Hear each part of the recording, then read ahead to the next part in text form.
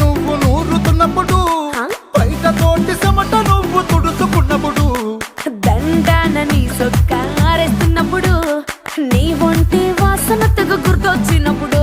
రెండు చేతులెత్తి జుట్టు ముడిసినప్పుడు, జండు కత్తుకొని పడుకున్నప్పుడు, అలసిపోయి నువ్వు ఆవలించినప్పుడు, వచ్చుండై ఫీలింగ్స్ వచ్చి వచ్చి చంపేస్తు